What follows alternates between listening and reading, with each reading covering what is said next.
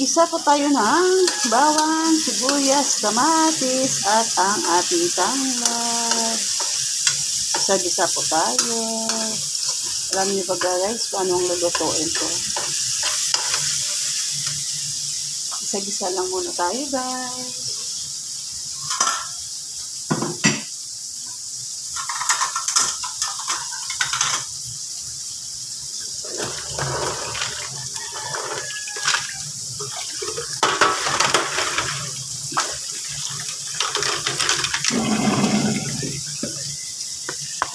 Yan guys, ilagay natin yung ating tahong. Yan, gisa-gisa lang. Guys, ilagyan ko ng konting tubig na. Yan, may tubig na siya. Tapos,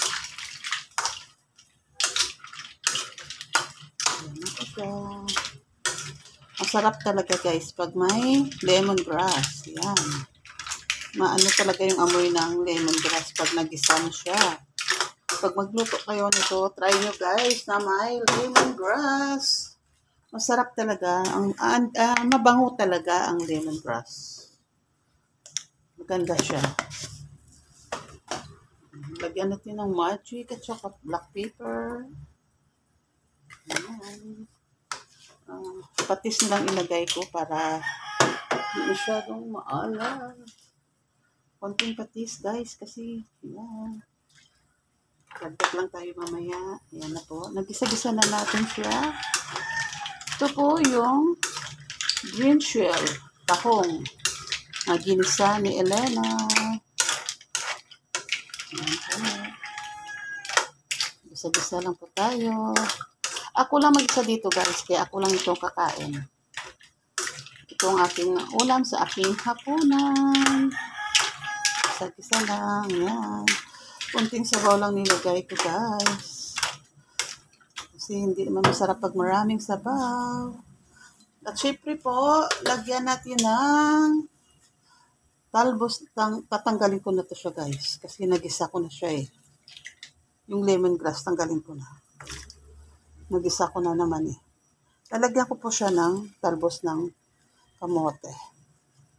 Walang talbos ng sili. Masarap sana talbos ng sili. Wala. Kaya talbos ng kamote na lang ilagay ko guys. Ang importante may gulay. Ganun lang yun. Kahit anong talbos, malunggay o kahit ano. Yan.